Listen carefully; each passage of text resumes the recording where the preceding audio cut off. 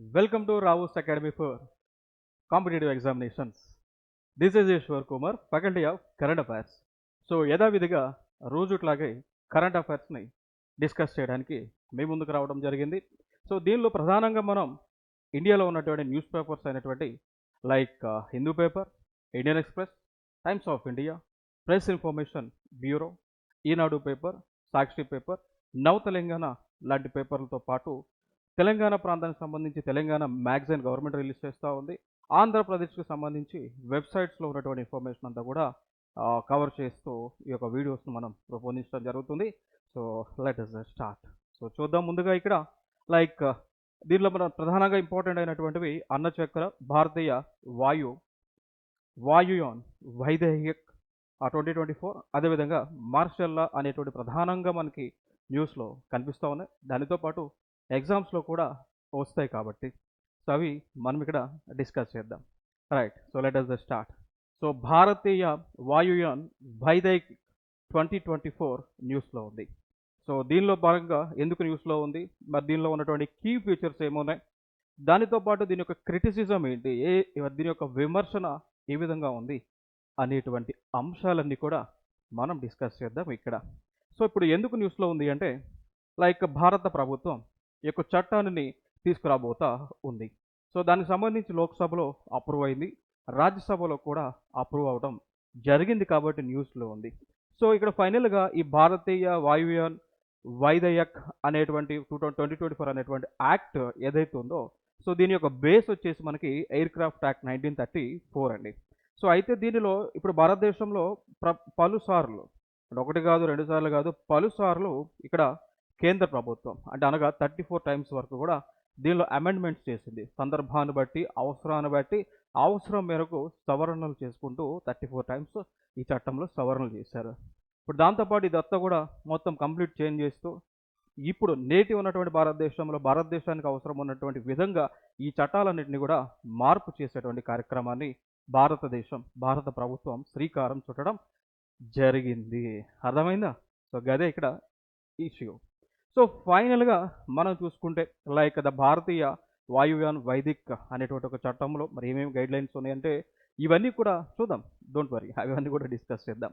Right. So ఇక్కడ ముందుగా ఈ చట్టము ద్వారా ఏవియేషన్ రంగంలో విప్లవాత్మకమైనటువంటి మార్పులను తీసుకురాబోతా ఉన్నారు.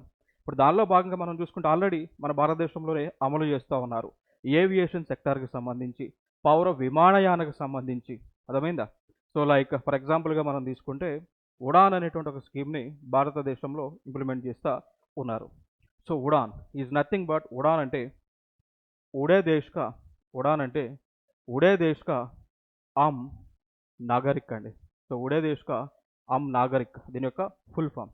సో ఫైనల్గా ఈ చట్టం యొక్క ముఖ్య ఉద్దేశం ఏంటి అంటే రీజనల్ కనెక్టివిటీని పెంపొందించడం. సో రీజనల్ కనెక్టివిటీని పెంపొందించేటువంటి స్కీమే ఉడే దేశ్ కా ఆమ్ నాగరిక్ అనేటువంటిది. సో దీనిలో భాగంగా ఇక్కడ ఏం చేస్తారు అంటే లైక్ ఇండియాలో ఉన్నటువంటి ఎయిర్పోర్ట్స్ ఏవైతే ఉన్నాయి, ఇప్పుడు ఆల్రెడీ ఇంటర్నేషనల్ ఎయిర్పోర్ట్స్ ఉన్నాయి మన భారతదేశంలో. లైక్ ఢిల్లీలో ఇందిరాగాంధీ ఇంటర్నేషనల్ ఎయిర్పోర్ట్ కావచ్చు, హైదరాబాద్లో వాళ్ళ కొడుకు ఇందిరాగాంధీ గారి సన్ రాజీవ్ గాంధీ గారి ఇంటర్నేషనల్ ఎయిర్పోర్ట్ కావచ్చు, బెంగళూరు దగ్గర చూస్తే కెంపగౌడ ఇంటర్నేషనల్ ఎయిర్పోర్ట్ కావచ్చు, కొచ్చిన్ కేరళలో ఇంటర్నేషనల్ ఎయిర్పోర్ట్ కావచ్చు, ముంబైలో మహారాష్ట్ర మనం చూసుకుంటే like Chhatrapati Shivaji international terminal కావచ్చు. ఇట్లా ఇవన్నీ కూడా ఉన్నాయి. సో ఇవి కాకుండా చిన్న చిన్న ఎయిర్పోర్ట్స్ ఉన్నాయి. ఇప్పుడు ఫర్ ఎగ్జాంపుల్ మనం చూసుకుంటే లైక్ ఇప్పుడు ఇంటర్నేషనల్ అయింది కదా, అంతకుముందు రేణిగుంట ఎయిర్పోర్ట్ తిరుపతి. కొన్ని ఎయిర్పోర్ట్స్ ఏవైతే మనకు ఉన్నాయి, విజయవాడ లాంటివి చిన్న చిన్న ఎయిర్పోర్ట్స్ ఏవైతే ఉన్నాయో వాటి మొత్తాన్ని కూడా ఇంటర్నేషనల్ ఎయిర్పోర్ట్స్ నుంచి రీజనల్ ఎయిర్పోర్ట్స్కి కనెక్టివిటీ పెంచేటువంటి స్కీమ్ అండి. అవునా కదా? ఎస్. ఓకే. సో పెద్దగా ఉన్నటువంటి ఎయిర్పోర్ట్స్ దగ్గర నుంచి చిన్న ఎయిర్పోర్ట్స్ కనెక్టివిటీని పెంచుతారు. అంటే ఇక్కడ డొమెస్టిక్ ఫ్లైట్స్ని ఎక్కువగా రన్ చేపిస్తూ ఉంటారు. మరి డొమెస్టిక్ ఫ్లైట్స్ ఎక్కాలి అంటే ఏం చేయాలా? రేట్స్ తక్కువగా ఉండాలి. ఇప్పుడు ఇంటర్నేషనల్కి వెళ్ళే వాళ్ళంటే డబ్బులు ఖర్చు పెట్టుకొని పోతారు, ప్రీ ప్లానెడ్గా ఉంటారు. బట్ ఇండియాలో పోవాలంటే ఎక్కువ డబ్బులు అందరూ కూడా పెట్టేవాళ్ళు పెడుతుంటారు, పెట్టని వాళ్ళ పరిస్థితి ఏంది? సో ఆక్యుపెన్సీ రేషియోని పెంచాలి కాబట్టి. సో పెట్టలేని వాళ్ళ పరిస్థితి అదేవిధంగా ఆక్యుపెన్సీ రేషియోని పెంచాలి అంటే మనకు ఉన్నటువంటి మార్గాన్ని ఫేర్ అనేటువంటిది ఏం చేయాలి? ఛార్జీలు అనేటువంటి ఫ్లైట్ ఫేర్ అనేటువంటి తగ్గించాలి. సో దానికి కూడా క్యాప్ కూడా పెట్టారు. ఎంత అంటే 2500 రూపీస్ మేర ఫేర్ అనేటువంటిది ఉండాలి. ఎంత జర్నీ? 2 hours ఆఫ్ జర్నీకి. So like minimum maximum 2 hours of జర్నీకి మ్యాక్సిమం ఫేర్ 2500 పెట్టుకోవచ్చు అని గైడ్లైన్స్లో పొందుపరచారు. అంటే అన్ని 2500 పెట్టాలని కాదు, బట్ కొంత పర్సంటేజ్ని అయితే పెట్టమని చెప్పి చెప్తా ఉన్నారు. మెయిన్ రీజన్ ఏంటి అంటే రీజనల్ కనెక్టివిటీని పెంచడము, ఆక్యుపెన్సీ రేషియోని పెంచేటువంటి ఉద్దేశంతో కేంద్ర ప్రభుత్వం ప్రారంభించినటువంటి స్కీమ్ అండి. సో ఇటీవల కూడా మనం చూసుకుంటే దీని యొక్క పేజెస్లో భాగంగా ఉడాన్ 5.0 మనం చూసుకోవచ్చు. రీసెంట్గా ఉడాన్ 5.0 లాంచ్ చేసి ఈశాన్య రాష్ట్రాలలో, సో నార్త్ ఈస్ట్ రాష్ట్రాల్లో కావచ్చు, ఈ హిమాలయ రీజన్స్లో కావచ్చు, ఏం చేశారు, హెలికాప్టర్ సేవలను తీసుకొచ్చారండి. సో ఎక్కడైతే ఎయిర్పోర్ట్స్ అనేటువంటివి ఉండవో, ఎక్కడైతే ఏరోప్లైన్స్ ల్యాండ్ అవడానికి ఫెసిలిటీ ఉండదో ఆ ప్లేసెస్లో ఈజీగా యాక్సెస్ కోసం హెలికాప్టర్ల సేవలను తీసుకొచ్చారు ఉడాన్ 5.0 అనేటువంటి ప్రోగ్రామ్ ద్వారా. వెరీ ఇంపార్టెంట్, ఎందుకంటే క్వశ్చన్స్ అడిగారు అన్ని ఎగ్జామ్స్లో. ఏపీపీఎస్సీ, టీజీపీఎస్సీ అడగలేదు కానీ ఏపీపీఎస్సీలో అడిగారు, యూపీఎస్సీ ప్రిలిమ్స్లో అడిగారు. ఓకేనా, కాబట్టి ఇంపార్టెంట్ ఇవి. ఓకే, సో ఈ కోవలోనే సో ఆ ఇష్యూ మనం పక్కన పెట్టేసుకుంటే ఇంకొక అంశం ఏంటి అంటే ఈ చట్టాన్ని అనుసరించి ఈ చట్టానికి లోబడి లైక్ 3 అథారిటీస్ని ఏర్పాటు చేయబోతా ఉన్నారు.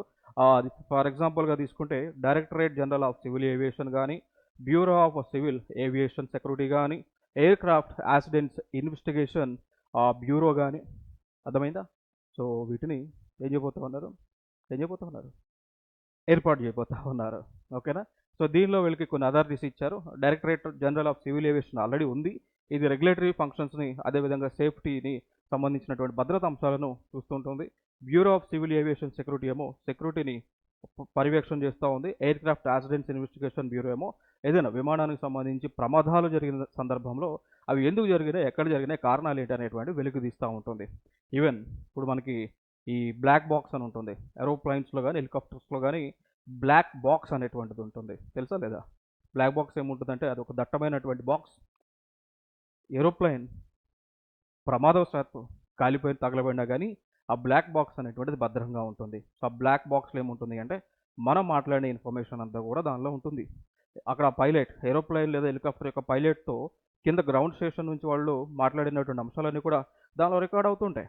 ఆ కో పైలట్స్ ఆ క్యాబిన్లో లైక్ క్రూ అంటాం కదా, సో దానిలో జరిగిన సంభాషణలన్నీ కూడా ఈ బ్లాక్ బాక్స్లో రికార్డ్ అవుతుంటుంది. ఎంత పెద్ద మంట వచ్చినా, ఎంత పెద్ద ఫైర్ యాక్సిడెంట్ అయినా బ్లాక్ బాక్స్కి ఏం కాదు, సేఫ్గా ఉంటుంది. సో దాన్ని బట్టి ఆ బ్లాక్ బాక్స్ని తీసుకొని దానిలోని ఇన్ఫర్మేషన్ ఏదైతే ఉందో దాన్ని బేస్ చేసుకొని ఫ్లైట్స్ యాక్సిడెంట్స్ ఎట్లా జరిగాయి ఇవన్నీ కూడా దర్యాప్తు సంస్థలు దర్యాప్తు చేస్తుంటాయి. ఓకే, సో ఇదొక అంశంగా మనం చెప్పుకోవచ్చు.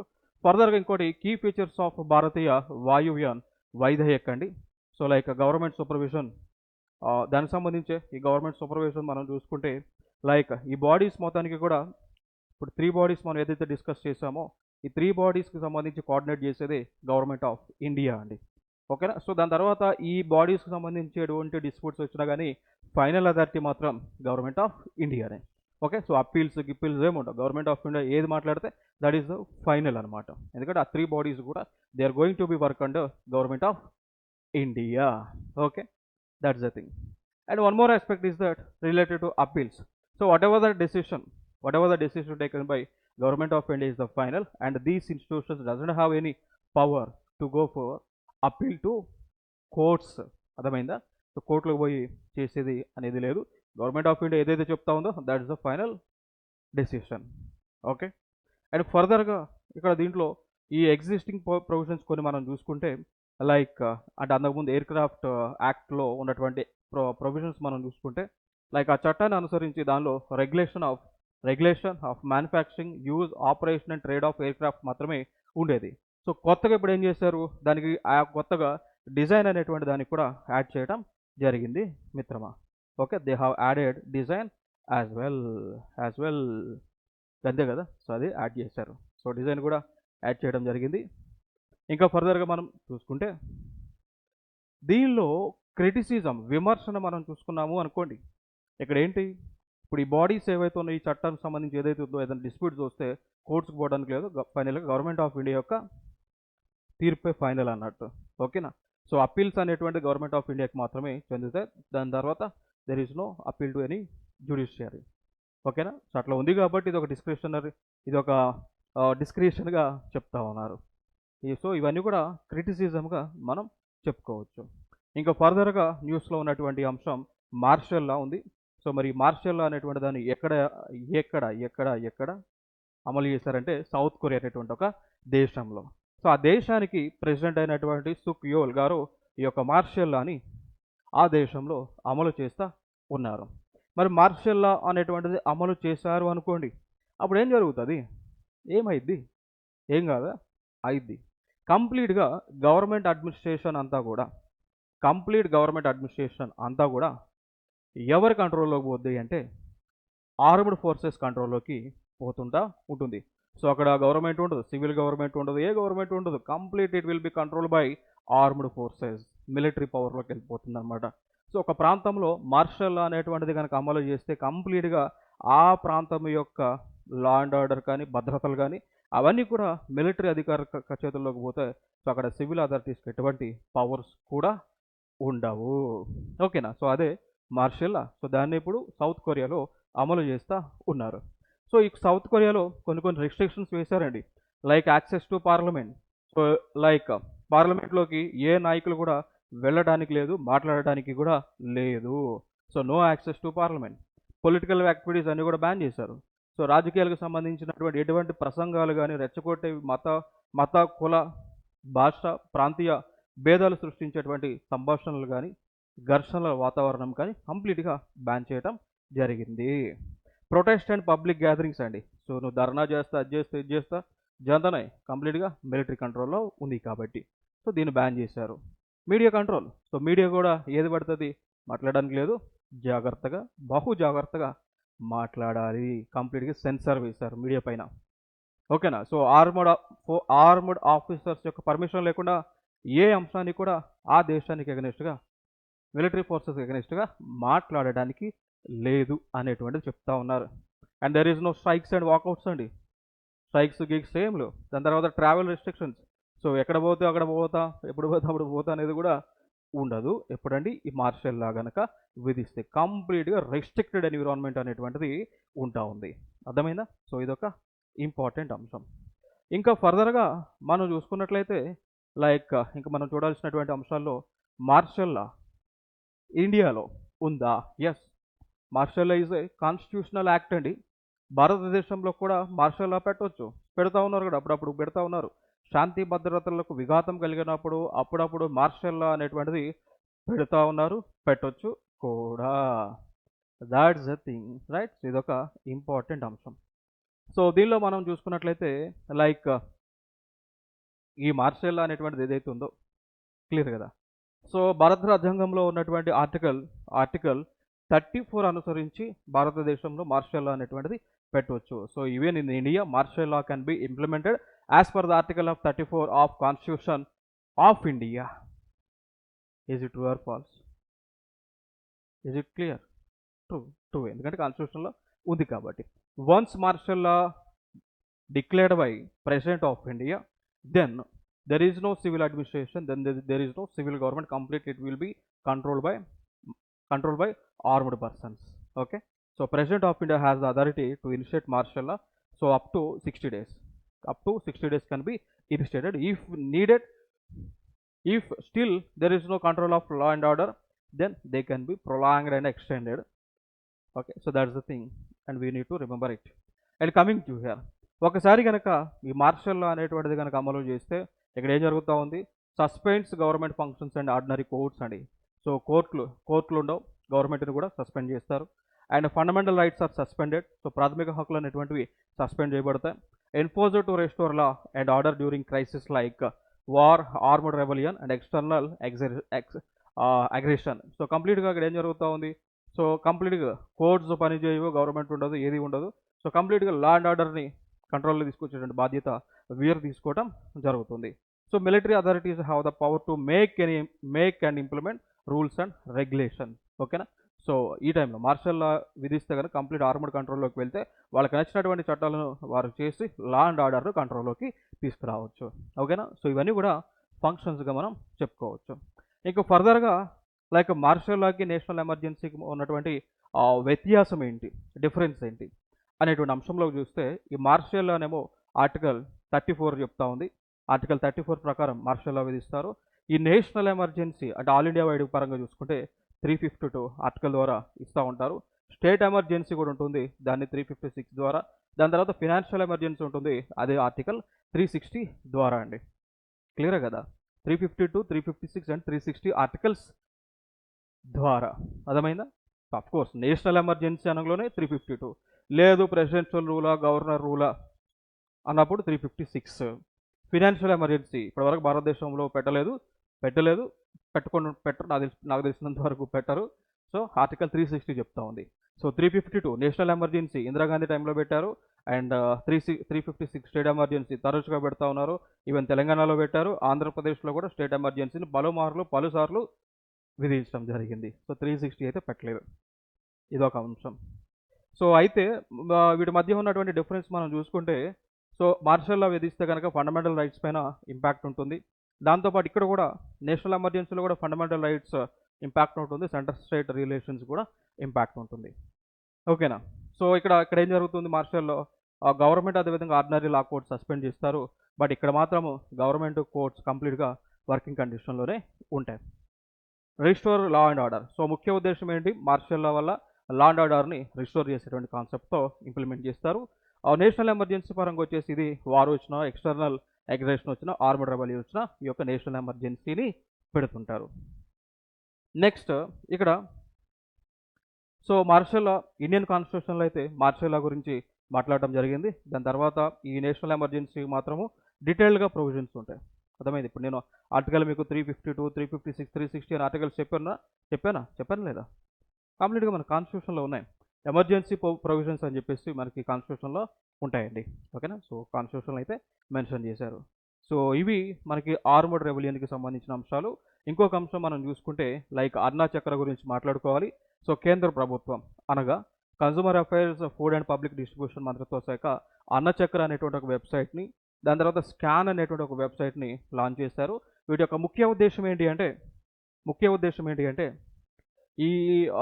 ఈ వెబ్సైట్స్ ఇవన్నీ కూడా ఓకేనా. సో అన్న చక్ర అయినా కానీ స్కాన్ అనేటువంటి వెబ్సైట్, ఇది కూడా రెండు కూడా వెబ్సైట్లు. సో ఇవి ఎందుకు అంటే ఇవేం చేస్తాయంటే రైతుల దగ్గర నుంచి పంట కొనుగోలు చేసినటువంటి దాన్ని ఇప్పుడు ఫార్మర్స్ నుంచి ఏం చేస్తారు, ఇప్పుడు వడ్లు తీసుకోండి, ఫార్మర్స్ దగ్గర నుంచి ప్యాడీ, ఫార్మర్స్ దగ్గర నుంచి ప్యాడీ. సో ఫార్మర్స్ దగ్గర నుంచి ప్యాడీని కలెక్ట్ చేసుకొని, క్లియర్ కదా? సో ఫార్మర్స్ దగ్గర నుంచి ప్యాడీని కలెక్ట్ చేసి అక్కడ నుంచి ఎంఎస్పి ప్రైస్, ఫార్మర్స్కి ఎంఎస్పి ప్రైస్ ఇచ్చేసి ఆ పంటని కొనుగోలు చేసి వేర్ హౌసెస్లో స్టోర్ చేస్తారు. సో లైక్ సిడబ్ల్యూసి అంటాం. సో సెంట్రల్ వేర్ హౌసెస్లో స్టోర్ చేస్తారు. స్టోర్ చేసిన తర్వాత అక్కడ నుంచి మళ్ళీ ఇక్కడ ఏం చేస్తే ఎఫ్సిఐ గోడౌన్స్కి తరలిస్తూ ఉంటారు. సో ఫుడ్ కార్పొరేషన్ ఆఫ్ ఇండియాకి తరలిస్తూ ఉంటారు. ఓకేనా? అంటే లైక్ యాక్చువల్గా కొనుగోలు చేసేది కూడా కొన్ని సందర్భాల్లో ఎఫ్సిఐ వాళ్ళు కొనుగోలు చేస్తుంటారు. ఎఫ్సిఐ వాళ్ళ గోడౌన్స్ ఖాళీగా ఉంటే ఆ గోడౌన్స్లో పెడతారు, లేదు అంటే సెంట్రల్ వేర్ హౌసింగ్ కార్పొరేషన్స్లో కూడా ఆ యొక్క ఫుడ్ ప్రొడక్ట్స్ని స్టోర్ చేస్తారు. అక్కడి నుంచి ఏం చేస్తారండి, రిటర్న్గా మళ్ళీ తీసుకొచ్చి ట్రాన్స్పోర్టేషన్ సిస్టమ్ ద్వారా తీసుకొచ్చి ఈ ఫెయిర్ ప్రైస్ షాప్స్ ఏవైతే ఉంటాయో, నథింగ్ బట్ రేషన్ షాప్లు అంటాం. సో రేషన్ షాప్లకు తీసుకొచ్చిన ఈ రైస్ను తీసుకొచ్చి మళ్ళీ పబ్లిక్కి రూపాయికి 2 రూపాయలకి పబ్లిక్కి ఇస్తూ ఉంటారు. అర్థమైందా? సో ఇదంతా కూడా కంప్లీట్ రైతుల దగ్గర నుంచి కలెక్ట్ చేసి మళ్ళీ తిరిగి వచ్చి కన్సూమర్స్కి, అంటే లైక్ మన బీపీఎల్ ఫ్యామిలీ హోల్డర్స్ ఎవరైతే ఉన్నారో వాళ్ళందరూ కూడా ఇచ్చిన కాన్సెప్ట్ ఏదైతే ఉందో, ఈ మధ్యలో సప్లై చైన్ మెకానిజం ఉంటుందా, ఆ సప్లై చైన్ మెకానిజం మొత్తాన్ని కూడా ఇంటిగ్రేట్ చేయడానికే ఈ అన్న చక్ర అదేవిధంగా స్కాన్ అనేటువంటి ఒక వెబ్సైట్స్ని తీసుకొచ్చారు. కంప్లీట్గా దాంట్లో డేటా ఉంటుంది.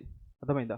సో ఎంత రైతుల దగ్గర నుంచి కొనుగోలు చేస్తాం, ఎంత గోడౌన్లో ఉంది, గోడౌన్ నుంచి మళ్ళీ రేషన్ షాప్స్కి ఎంత పోతా ఉంది అనేటువంటిది కంప్లీట్ ఇన్ఫర్మేషన్ అంతా కూడా ఉంటా ఉంది అండి. ఓకే. సో దాంతోపాటు లైక్ భారతదేశంలో ఉన్నటువంటి 4.37 lakhs ఫెయిర్ ప్రైస్ షాప్స్లోనే ఇంటిగ్రేట్ చేస్తారు ఆ వెబ్సైట్తో. దాంతోపాటు 6,700 వేర్ హౌస్ని కూడా ఇంటిగ్రేట్ చేయడం జరుగుతూ ఉంటుంది. ఓకేనా? సో అదే ఉద్దేశంతో ఈ అన్న చక్ర అనేటువంటి కాన్సెప్ట్ని లాంచ్ చేయడం జరిగింది. ఇవి ఈ రోజుకి సంబంధించిన కరెంట్ అఫైర్స్. నెక్స్ట్ వీడియోలో మరికొత్త అంశాలతో మీ ముందుకు రావడం జరుగుతుంది యథావిధిగా. సో ప్రతి ఒక్కరు కూడా మన యూట్యూబ్ ఛానల్ అయితే సబ్స్క్రైబ్ చేయండి, లైక్ చేయండి. అదేవిధంగా మనకి రావుస్ అకాడమీ ఫర్ కాంపిటేటివ్ ఎగ్జామ్స్లో సంబంధించి social media 4 Telegram channels, WhatsApp communities కానీ, వాట్సాప్ ఛానల్స్ కానీ ఇవన్నీ కూడా ఉన్నాయి. సో అవన్నీ కూడా డిస్క్రిప్షన్లో లింక్స్ ప్రొవైడ్ చేయడం జరిగింది. వెంటనే జాయిన్ అవ్వండి మీకు అప్డేట్స్ కోసం. Okay, so that's the thing. So ఇవి ముఖ్యమైనటువంటి అంశాలు. సో ఇన్స్టిట్యూషన్ సీనియర్ బ్యూరోక్రాట్స్ అయినటువంటి doctor M Mohan Rao sir IAS officer and ma'am Aruna Mohan Rao ma'am ఆధ్వర్యంలో రన్ అవుతున్నటువంటి institution. Already sir IAS officer and ma'am IPS officer, like DGP cadre and chief secretary cadre. So already experienced persons కాబట్టి వీరి ఆధ్వర్యంలోనే personal మెంటర్షిప్ని అందిస్తూ ఉన్నారు. Test series launch చేసాం. Offline and online classes కూడా జరుగుతూ ఉన్నాయి. So once visit our institution and attend for the classes. Okay, then you will feel, then you take the decision according to your wish.